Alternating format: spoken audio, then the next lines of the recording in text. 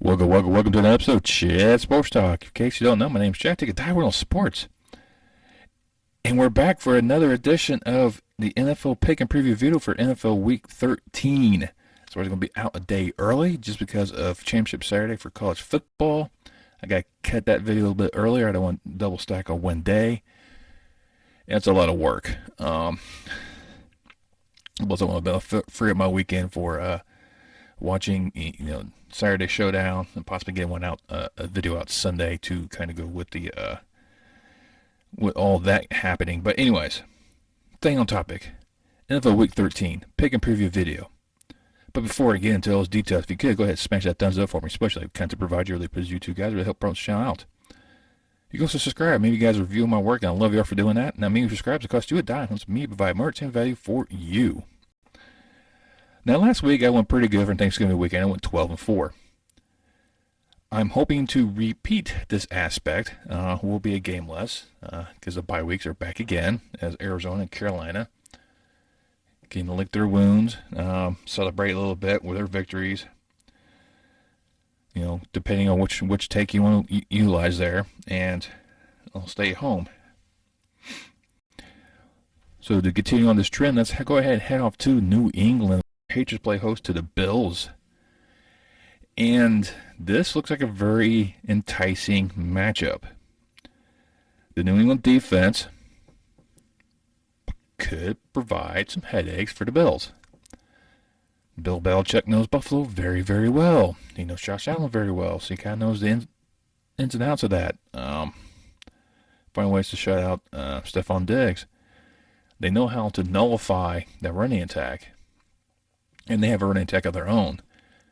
With Von Miller not playing this week, he does have possibly a torn MCL or anterior ligament or something along those knees. If you saw the game, he got carted off against Detroit. That's a huge piece in the defense to kind of fill the void. And he's always a presence in the backfield. One of the reasons why he was brought to Buffalo to anchor that defense to lead them to a Super Bowl. So he will be out this week. Hopefully not longer than that for him.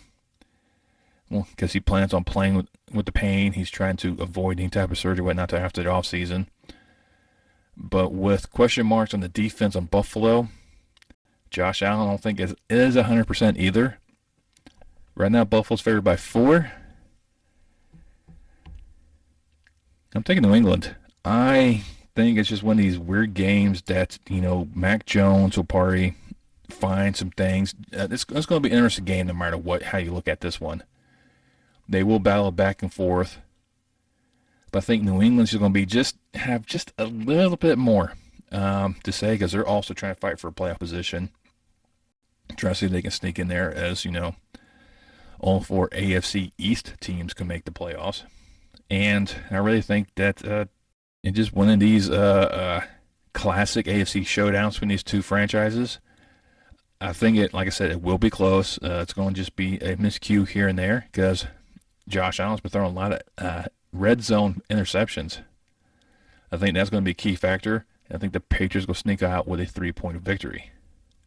Then Sunday, we'll head out to Chicago where the Packers will play visit to Soldier Field. Aaron Rodgers says he has a rib injury and he will play against the Bears. He loves playing against the Bears. I've said this before. He has a controlling interest in the Bears. I think for him, he should not play this game and should let Derek Love start as quarterback, and he should be like the backup.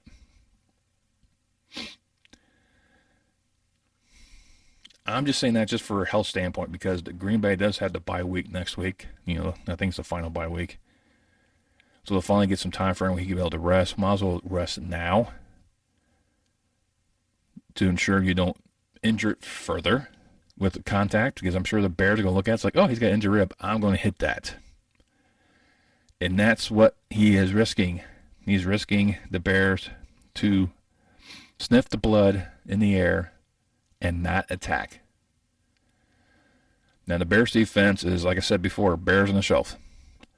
It's become a mash unit right now with Chicago. So there's no reason why Aaron Rodgers should really play this game. This should all be love. I mean, he's shown competence against Philadelphia's defense, last week. He led them for 10 points in the fourth quarter. No, that's more junk points, so take that as you may.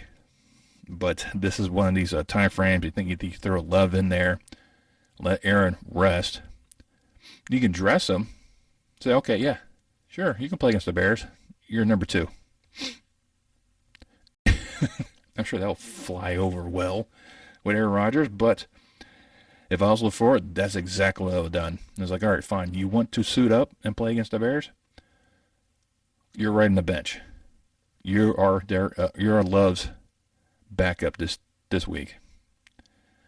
I don't want the Bears hitting those reps and make it worse. And that's what LaFleur has to do. He has to counter Aaron Rodgers' willingness to play through pain and possibly even hurt himself even greater. I understand Green Bay is technically still mathematically in the playoff hunt. I think Chicago is still mathematically in the playoff hunt. Neither one of them have a chance in hell. I'm a Bears fan. I can admit it. Their season's not the way I thought I was envisioning it. I wasn't having them in the playoffs anyways. But anyways, getting off topic. But Green Bay is going to win. They're right there fair by 4. Yeah, there's going to be no issues. I think Green Bay will easily beat Chicago. Then head down to hot Atlanta where the Falcons play host to the Steelers. And these two teams are somewhat similar. You have Kenny Pickett, who is just far surpassing a lot of experts' ability to perform at this level as a rookie. You fail to forget, realize he's not your typical rookie age. He's a lot older for an NFL rookie. He had those pro abilities when he was in college. I said he was the best quarterback coming out of that class. And the Steelers took him, which I think it was the right choice. They're starting to get healthy. Now they're starting getting healthy. Now they're getting more dangerous because T.J. Watt is back. Najee Harris is kind of showing little flares here and there. They've actually had other receivers or running backs back there. Freiermuth is just a prime target for Kenny Pickett. So I think it's just too many things going the right direction right now for Pittsburgh. Atlanta, there's a lot of question marks. Mariota is still a wily veteran of a quarterback. Cordero Patterson's a wily veteran. Swiss Army knife for the offense. But not having your star tight end could hurt. The defense should disrupt Pittsburgh quite a bit. This will be a close contest. Right now, Pittsburgh's favored by 1. I like those odds as well. I am taking the Steelers. All right, next we head up to the Motor City where you have the Jaguars come to town, take on the Lions. The battle of the felines to see which cat reigns supreme over the den. These teams are very similar. Who do you trust more? Do you trust the veteran Goff or the young gun Trevor Lawrence? Do you trust the coaching of Campbell or Peterson? Which defense do you trust? Both have young rookie defensive linemen and been very stout and stop-line things. Detroit's defense has been more prone to coughing up late leads, which kind of never late leads, but just coughing up games. But the offense then charges ahead, where the defense does their job, but the offensive falls flat. So Detroit's one of these games that teams that you just don't know which version you're going to get. And with Jacksonville, they've tried to come back from behind quite a few times this season. They've actually performed the miracle against Baltimore that I called, by the way. Now everyone still think it's shocking. They don't think Jacksonville deserves to have won that game. But who do you take? I think this is a pick'em game. Right now, Jacksonville's favored by 1. I am just going to go with the Lions just because they're playing at home. I think it will be close. But I'll take the veteran over the young gun anytime. And Even though Trevor Lawrence's abilities are starting to come to fruition, he's starting to show the reason why he was highly touted when he came out of college. I'm going to go Detroit, but I think it will be a close game. Then we head up to Minnesota. The Vikings play host to the Jets. This one's going to be interesting as well. That Jets defense is going to give Minnesota all they can handle, and you could possibly see Dalvin Cook taken out of the equation once again. You see Kirk Cousins making mistakes once again, which means Justin Jefferson may not have receptions. However, this Jets offense is not going to see the same success they found against the Bears. This is a highly better defensive unit that Mike White is not going to have much success. He's going to go back down, crashing down. And that's what's going to play a key factor in this game is the defenses. I think Minnesota's going to be way too much. Kirk Cousins too rarely of a veteran. The coaching staff is phenomenal up there in Minnesota right now. They will find ways to eke out a victory. It will be close. Right now, Minnesota's favored by 3. I agree with that. Yeah, I think it will be that close, but the Vikings will end up winning. Now we head to New York, where the Giants play host to the Commanders, their first meeting of the year between these two, in another key East showdown. Right now, the Giants are moving in the wrong trajectory. They're moving down, while the Commanders are rising up, even though technically they're about the same record. But a lot of things are going right in Washington right now. They're behind Heineke. They're behind Rivera. Everything is just moving right to Chase Young is now back. But how much will Saquon Barkley really be a factor in this game? I think he's going to be a huge factor. But can Daniel Jones be efficient enough to give the Giants a good win? I don't know. Right now, Washington is just playing a lot better. Right now, the momentum's on their side. And right now, they're favored by 2.5. I wanted to pick the Giants on this one just because it's a head-to-head matchup and they're at home. But this is the NFC East. And the home teams barely win in these matchups. But so that's why I'm going with Washington to knock off the Giants. Moving on to 8-5, heading to the bye. Then we head across the river over there in Philly. Lincoln Financial as the Eagles will play host to the Titans. The Titans coming off their heartbreaking loss to the Bengals last week. As the Bengals defense stifled Derrick Henry's running ability. And then didn't give Tannehill much time to make any passing attacks. Now taking on a defense that can't stop the run to save their life. This is the Eagles' worst scenario in terms of offense when you have a bruising of a running back in Derrick Henry. Their offensive line can't stop the run at all. Once Derrick Henry gets a rolling and starts stiff-arming, he's going to open up the passing lanes for Tannehill to pick apart the Phillies' defense. I believe one of their best defensive backs is also on the shelf as well now. Jalen Hurts is going to find themselves under siege by the Titans' defense. It's going to be a close game. Right now, Philadelphia's favored by 5.5. I'm taking Tennessee to win in Philly to knock off the number 1 team in the NFC. I think it's just the Titans' defense and the effectiveness of a running attack by the Titans should give them the edge. And I think they'll end up sneaking out with like a 3 or 4 point victory.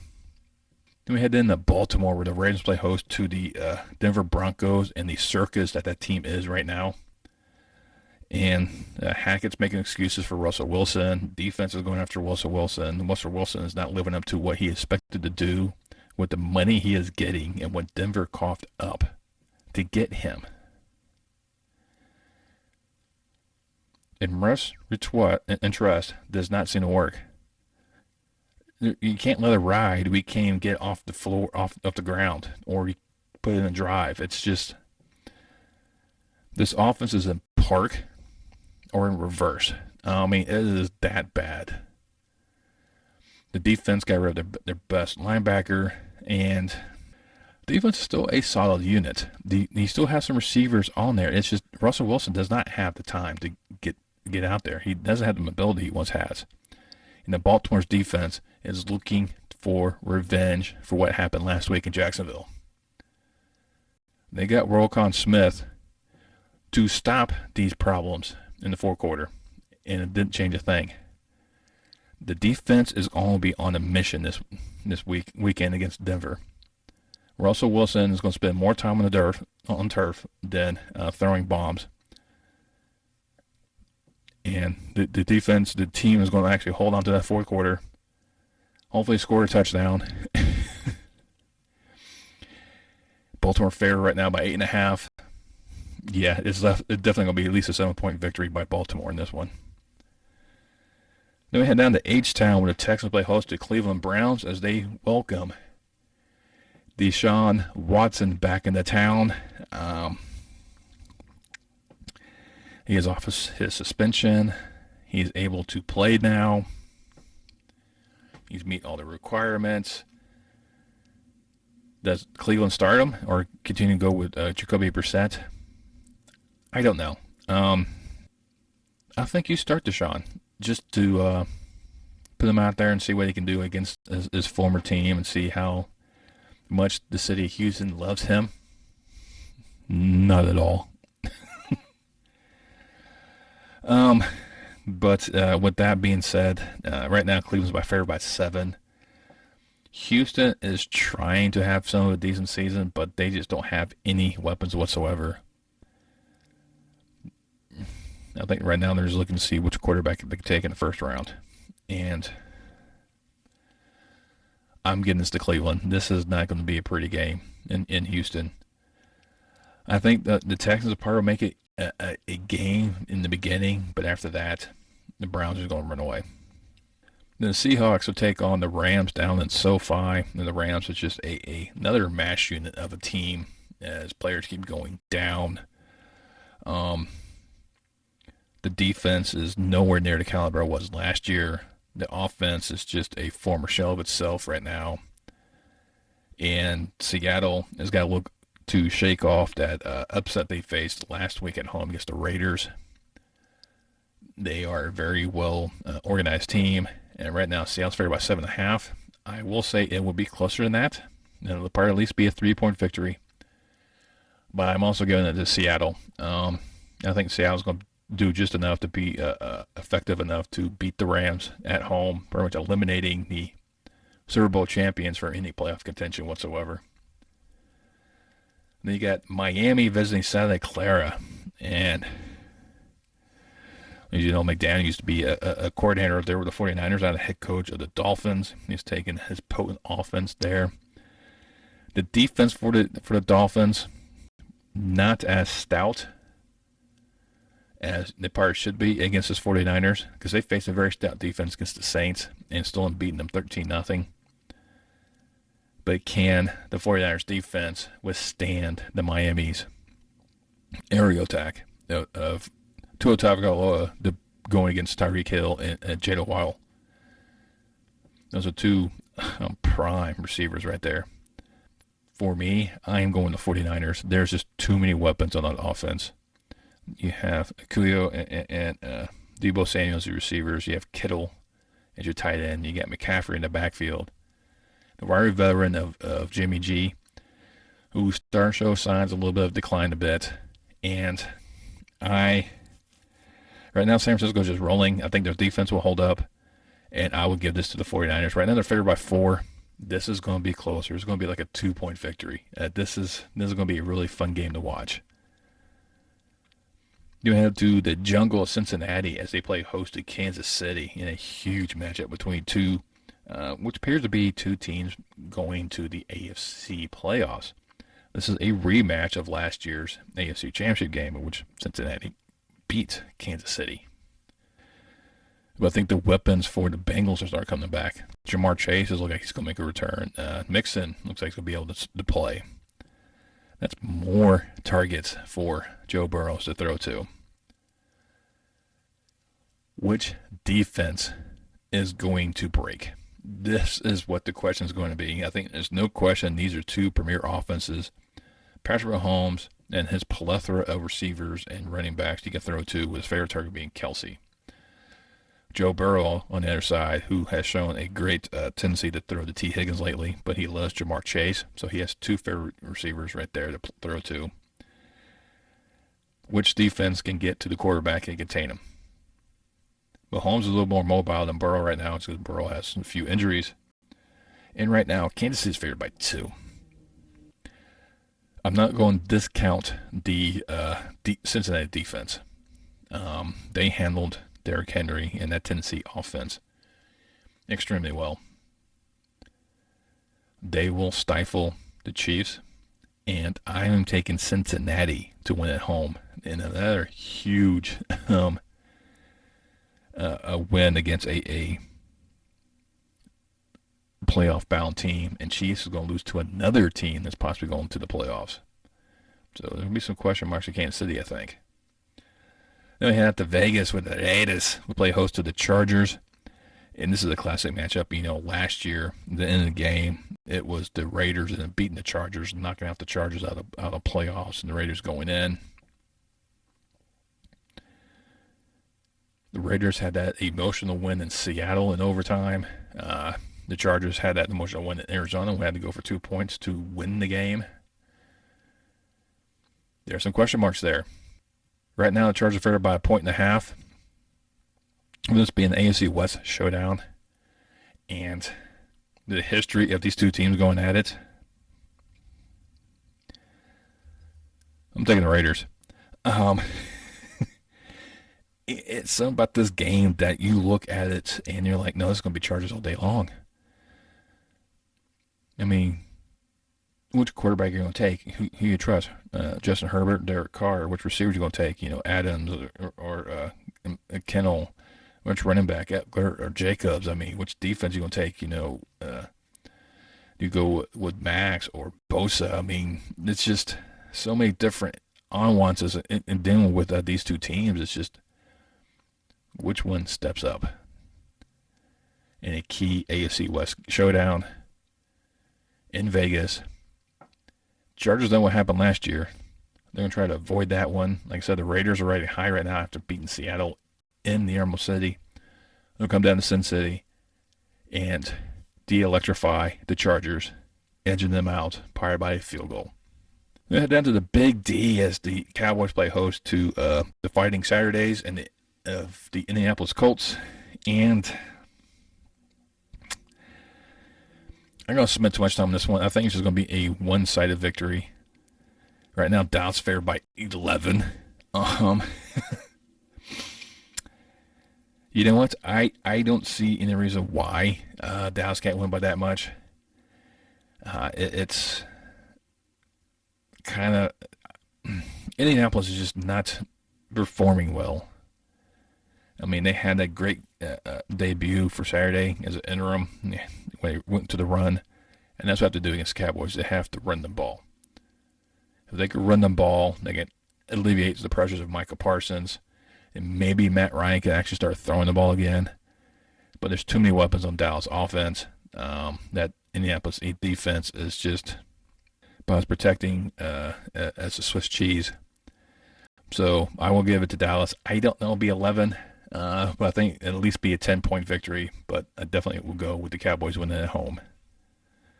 Then it's off to Monday night down there at Tampa as the Saints are come to visit, take on the Bucs. And the Saints defense are now salivating as one of the stars of Tampa Bay's offensive line is out. The Saints defense will give Tom Brady more than they can handle. They already did last time in Tampa, and Tom was finally able to beat the Saints as he won in New Orleans earlier in the year. Lots changed a little bit. They've got a few pieces in the Saints have come back. Dalton is still being Andy Dalton. He's still, hey, I'll have 300 yards, 2 touchdowns, and 2 interceptions. Or 1 touchdown, 2 interceptions. I mean, that's what he does. He'll give you all these yards, but still make some bonehead throws. But with the Buccaneers being banged up, Tom Brady not looking the same right now. Underthrowing, overthrowing, off-time passes. That defense is going to get to him. He's going to throw it off. And The NFC South is going to have a team probably with 7 wins, win the division, make the play, and host a playoff game. Sounds dumb. The playoff picture is, you win the division, you get the home game. No, if you win the division, sure you get in, but it doesn't mean you should be hosting a team with 10 wins if you have 7. I mean, that just makes no sense. That's just me on my horse, and I'll stop. But I will give it to the Saints to go into New Orleans and win. Right now, Tampa Bay's favored by 3.5. I know I'm going against Tom, and Tom doesn't like that when I go against him. But sorry, Tom, your offensive line is even worse than once before. That last game in New Orleans, you're going to have problems. And the Saints defense will enjoy giving you those problems. There you go. Those are my picks. Try to do this quick down and dirty for you guys. And we'll see how well I do this time around. Do I repeat, get to 12 wins, or to go back to my normal form where I start just losing more games than, winning 9 and just kind of be somewhat even. Let me know down below, which game are you looking forward to? Which pick did I say? Are you completely going? Have you lost your mind? And the answer to the question is yes, I have, and I'm still looking for it. But leave your comments down below. Once you're there, you hit that thumbs up once again. You can also share this video with your friends and family. It helps help this channel out. Once you subscribe and click that bell notification, make sure you turn on notifications and let you know next time I post any more content on my channel.